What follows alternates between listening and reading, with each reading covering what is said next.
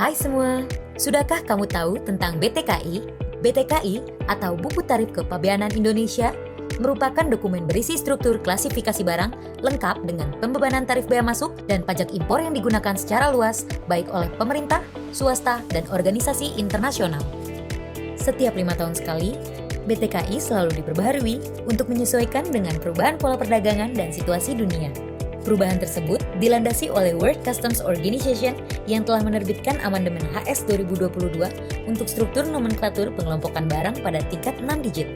Dan hal ini diberlakukan di seluruh dunia mulai 1 Januari 2022. Perubahan HS oleh WCO tersebut berdampak pada AHTN, ASEAN Harmonized Tariff Nomenclature, sehingga Indonesia juga harus memberlakukan HS 2022 dan AHTN 2022 melalui BTKI 2022.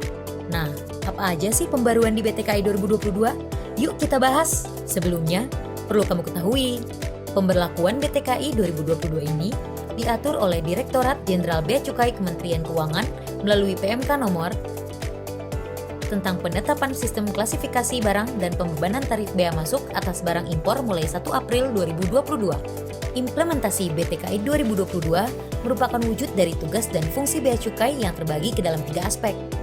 Pertama, dalam aspek revenue collection, BTKI digunakan untuk keperluan pemungutan bea masuk, bea keluar, maupun pajak dalam rangka impor. Kedua, dalam aspek trade facilitation, BTKI berfungsi sebagai dasar negosiasi dalam skema Free Trade Agreement, Rules of Origin, dan pengumpulan data statistik. BTKI juga berfungsi untuk memudahkan monitoring komoditas larangan dan pembatasan, termasuk produk yang dianggap berbahaya baik bagi perdagangan maupun masyarakat yang merupakan perwujudan aspek community protection. Ketiga, dalam aspek industrial assistance, BTKI berfungsi untuk memudahkan dalam pemberian asistensi industri, misalnya penentuan komoditas yang dibebaskan bea masuknya dan bea masuk ditanggung pemerintah. Jadi, apa sih perbedaan BTKI 2022 dan 2017? Pertama, terdapat beberapa perubahan di BTKI 2022. Pada bab 1 hingga 97, terdapat 11.414 pos tarif dari yang sebelumnya hanya 10.813 pos tarif.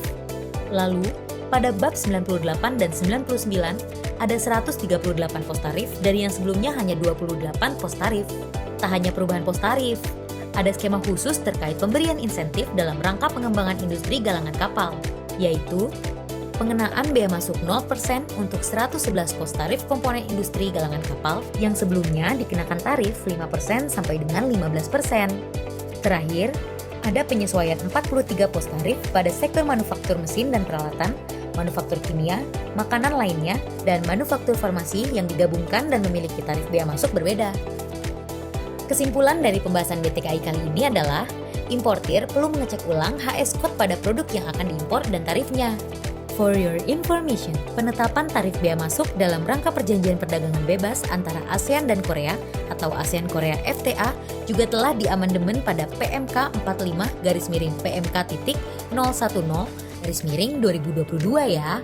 Kita bisa melakukan pengecekan informasi bea masuk serta tarif preferensi pada laman INSW dengan menggunakan HS Code produk terkait. Berikut contoh produk yang akan kita cari informasinya. Saat ini impor produk berbahan dasar ginseng dari Korea ke Indonesia, diketahui HS Code-nya adalah 21069053. Kemudian klik detail dan kamu akan mendapatkan informasi selengkapnya di bagian kanan layar. Dapat dilihat kalau bea masuk dari produk dengan bahan dasar ginseng adalah 5%. Selanjutnya, kamu bisa sedikit scroll ke bawah untuk mengetahui tarif preferensi AK-FTA dari produk tersebut adalah 0%. Lalu, apakah seluruh informasi tarif preferensi AK-FTA muncul pada laman INSW? Jawabannya tidak. Ada beberapa HS Code yang tarif preferensinya harus dilakukan pengecekan mandiri. Salah satu contohnya adalah produk stroberi dengan HS Code 08111000. Penasaran kenapa hal ini dapat terjadi? Dan apa saja produk yang harus melalui pengecekan mandiri? Tunggu penjelasannya di video selanjutnya ya. Sampai jumpa!